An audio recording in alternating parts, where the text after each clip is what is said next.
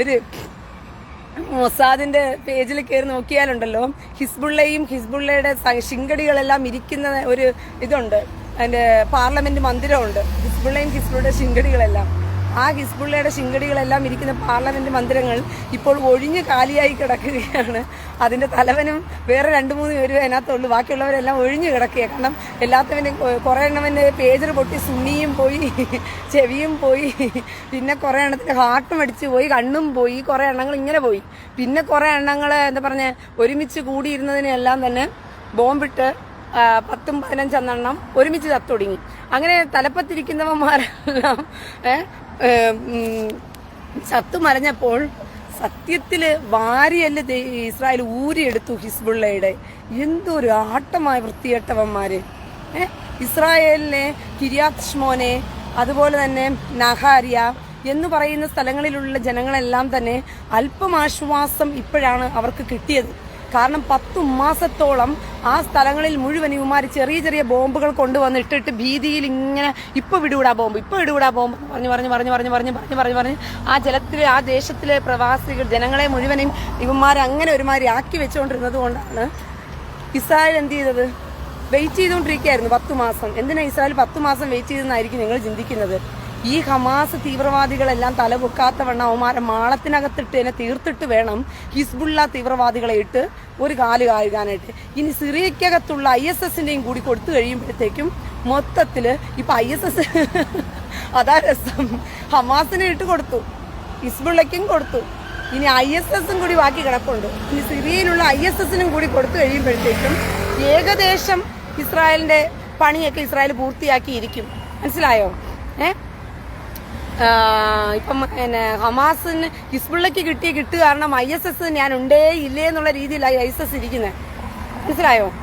ഹിസ്ബുള്ളയ്ക്ക് കിട്ട് കാരണം ISS ഞാനൊന്നും പറഞ്ഞില്ലേ നാരായണ എന്ന മട്ടില് ISS ഇപ്പൊ ഒളിച്ച് മാളത്തിനകത്ത് എങ്ങോട്ടൊക്കെ പോയിട്ടുണ്ട്.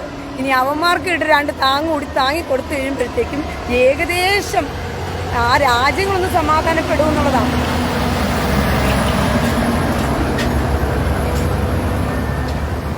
ആക്ച്വലി ലെബനോണിലെ ജനങ്ങളെല്ലാം ഈ ഹിസ്ബുള്ളയെ കൊണ്ട് തോറ്റ് മടുത്ത് ഈ ചെറ്റകളെ ആരെങ്കിലും ഒന്ന് നിലയ്ക്ക് നിർത്തുമോ എന്ന് കണ്ണുനീരോടെ പ്രാർത്ഥിക്കുന്നുണ്ടായിരുന്നു. ജീവനുള്ള ദൈവം ആരെങ്കിലും ഉണ്ടെങ്കിൽ ഒന്ന് ഞങ്ങളെ സഹായിക്കണേ എന്ന് പറഞ്ഞുകൊണ്ടായിരുന്നു പ്രാർത്ഥിച്ചുകൊണ്ടിരുന്നത്, ഈ ചെറ്റകളെ ഒരു പാഠം പഠിപ്പിക്കുമെന്ന് പറഞ്ഞിട്ട്. എന്നാൽ അവരുടെ പ്രാർത്ഥനയ്ക്ക് എന്തായാലും ഉത്തരം കിട്ടി. ഹിസ്ബുള്ളയ്ക്ക് കിട്ടിയ നട്ടലൂരിയെടുത്തതുകൊണ്ട് ഇവന്മാരുടെ കാറ്റ് പോയി കിടക്കുന്നത് കൊണ്ട് ഇനി എത്ര കാറ്റടിച്ചാലും ആ പഞ്ചർ വണ്ടിക്കകത്തിന് കാറ്റ് കയറൂല എന്നുള്ളത് ഉറപ്പായ കാര്യമാണ്. എനിക്കതല്ല, കേരളത്തിലെ ഹമാസ് പ്രേമികളും ഹിസ്ബുള്ള പ്രേമികളുടെയൊക്കെ അവസ്ഥയെ എന്ത് വിധി ഇത്, വല്ലാത്ത ചതിയത്, ഓർക്കാപ്പുറത്തിന്റെ പിന്നീന്നൊരടിയത്. ആ മൊത്തം ഇരുട്ടാണ്, അകത്തിരിപ്പാണ്, കത്തണ വെയിലത്തും കണ്ണ് കാണാതിരിപ്പാണ്. സത്യം പറഞ്ഞു കഴിഞ്ഞാലുണ്ടല്ലോ, കേരളത്തില് വാ പോലും തുറക്കാൻ പറ്റാതെ അവന്റെ അണ്ണാക്കിനകത്തോട് തിരികെ അടിച്ചു കൊടുത്തില്ലേ ഇസ്രായേല്. എന്തുവായിരുന്നു മാധ്യമങ്ങളുടെ കരച്ചില്? ഇസ്രായേലിന്റെ ശക്തി എവിടെ? ഇസ്രായേലിന്റെ മൊസാദ് എവിടെ? ഈ മൊസാദ് കൃത്യമായിട്ട് ഏതൊക്കെ, അതായത് നമ്മുടെ നാട്ടിലൊക്കെ സ്കാനിങ് മെഷീനുകൾ കണ്ടിട്ടില്ലേ നിങ്ങള്? നമ്മുടെ നാട്ടില് MRI സ്കാൻ ആകട്ടെ, അല്ലെങ്കിൽ നമ്മുടെ ബോഡിക്കകത്തുള്ള പാർട്സുകൾ ഇഞ്ചിഞ്ചായിട്ട് എന്തൊക്കെയാണെന്ന് ഈ സ്കിന്നിനെ മറികടന്ന് നമ്മുടെ ബോഡിയിൽ പോയി എന്തൊക്കെയാണെന്നുള്ള പ്രശ്നങ്ങളെ നമ്മുടെ സ്കാനിങ് മെഷീനുകൾ സ്കാൻ ചെയ്യുന്നത് പോലെ തന്നെ ഇസ്രായേലിലും പുതിയ ടെക്നോളജി ഉണ്ട്. ആ ടെക്നോളജിയുടെ പ്രത്യേകത മതിൽ തുരന്ന് മതിലിനകത്തൂടി അകത്തേക്ക് പോയിട്ട് അവിടെ എന്തൊക്കെയുണ്ട്, ആരൊക്കെയുണ്ട്, എത്ര പേരുണ്ട്, എന്തൊക്കെ സാധനങ്ങളുണ്ടെന്ന് പറഞ്ഞ് അത് സ്കാൻ ചെയ്തുകൊണ്ട് വരും. അങ്ങനെ ഇസ്രായേലിന്റെ മൊസാദ് അയച്ച സ്കാനർ എല്ലാ വീടുകളിലും പോയിട്ട് എവിടെയൊക്കെയാണ് മിസൈൽ എന്നത് കൃത്യമായിട്ട് ഗാരേജുകളിൽ വരെ പോയി ആ തപ്പി പിടിച്ച് വന്നിട്ടുണ്ട്. എത്ര എണ്ണം ഉണ്ട് ഓരോരുത്തരുടെ വീട്ടിനെന്ന് പറഞ്ഞുകൊണ്ട്. അത്രയ്ക്ക് മാത്രം ഇസ്രായേലിന്റെ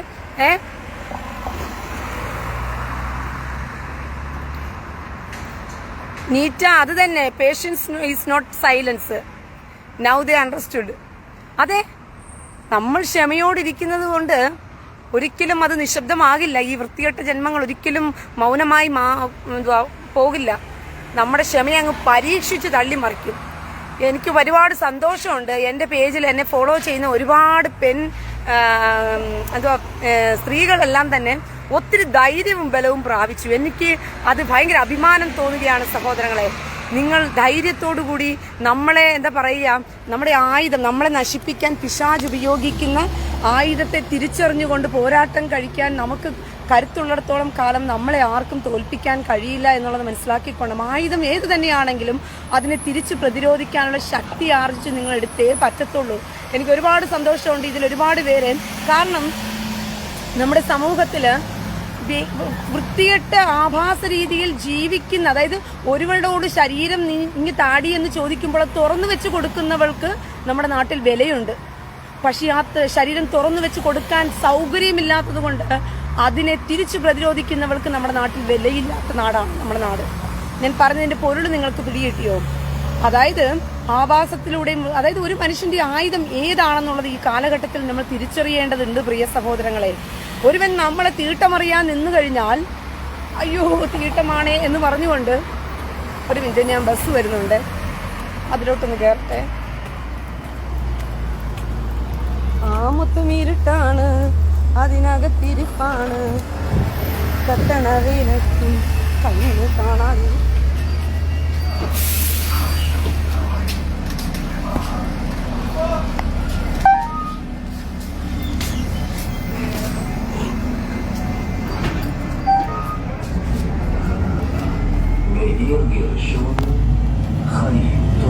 അപ്പോൾ നമ്മുടെ ഒരു നാടിന്റെ ഒരു പ്രത്യേകതയുണ്ട്. അതായത് ഒരുവൻ തീട്ടം വാരി അറിയാൻ നിൽക്കുമ്പോഴത്തേക്കും അയ്യോ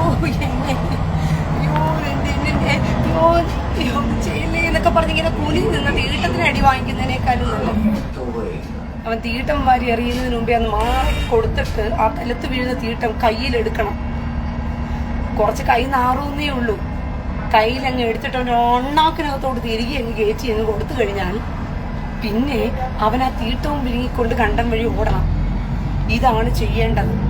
പക്ഷെ നമ്മളെ പഠിപ്പിച്ചു വെച്ചിരിക്കുന്ന പഠിപ്പിക്കൽ തലച്ചോറിനകത്ത് കിടന്നിട്ട് എന്തോ ഈ ലോകത്തെ മഹാപാതകം ദൈവം നിങ്ങളുടെ ഭയമാണ് നിങ്ങളെ ഭീരുവാക്കി മാറ്റുന്നത്. നമ്മുടെ നാട്ടിൽ ഓരോരുത്തന്മാരും വൃത്തികെട്ടവന്മാരും ആവാസം നിറഞ്ഞവന്മാരും തോന്നിവാസമുള്ളവന്മാരും ഒക്കെ പ്രബലപ്പെടുന്നതിന്റെ പിന്നെ കാരണം എന്താണ്? അവരുടെ വായ്ക്കരുത്തും അവരുടെ കൈക്കരുത്തും കൊണ്ട് അവർ നമ്മളെ വേട്ടയാടാൻ വരുന്ന സമയത്ത് മനുഷ്യർ തിരിഞ്ഞു നിന്ന് ചോദിക്കാത്തത് മാന്യതയെ പ്രതീക്ഷിച്ചിട്ട് നമ്മൾ നമ്മുടെ മാന്യത കളയണ്ട, നമ്മൾ തിരിഞ്ഞു നിന്ന് ചോദിക്കേണ്ട കാര്യമില്ല എന്ന് കരുതി മാന്യതയെ പ്രതീക്ഷിച്ച് തലതാഴ്ത്തി കൊടുക്കുമ്പോൾ അവൻ പ്രബലനാകുകയാണ്.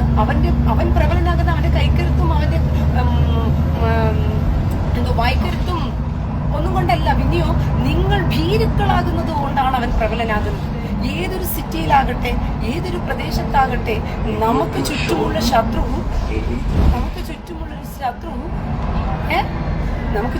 ശത്രു പ്രബലനായി നിൽക്കുന്നു എന്ന് നിങ്ങൾക്ക് തോന്നുന്നുണ്ടെങ്കിൽ ആ തോന്നല് നിങ്ങൾ മൗനമായിരിക്കുന്നു, നിങ്ങൾ ഭീരുവായിരിക്കുന്നു, നിങ്ങൾ തലതാഴ്ത്തി കൊടുക്കുന്നു. ആ ഒരൊറ്റ കാരണത്തിന് പേരിൽ അവൻ പ്രബലനാകുന്നതും അവൻ ശക്തനാകുന്നതും അവൻ എല്ലാവരുടെ മുമ്പിലും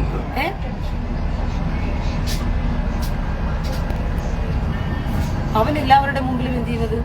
കരുത്തനായി മാറുന്നത്. ഒരിക്കലും അത് അനുവദിച്ചു കൊടുക്കുക. നിങ്ങളുടെ ഭീരുത്വം നിങ്ങളെ വേട്ടയാടും. നിങ്ങളുടെ ഭീരുത്വം നിങ്ങളെ എല്ലായ്പ്പോഴും ചവിട്ടി താഴ്ത്തിക്കളയും. അതിനൊന്നും നിന്നു കൊടുക്കരുത് പ്രിയ സഹോദരങ്ങളെ. നിങ്ങളെ ഭയപ്പെടുത്തി വെച്ചിരിക്കുന്ന ഭയപ്പാടെന്ന് പറയുന്ന ദൈവത്തിന്റെ പേരും പറഞ്ഞാൽ ഭയപ്പെടുത്തി വെച്ചിരിക്കുന്നത്. മനസ്സിലായോ?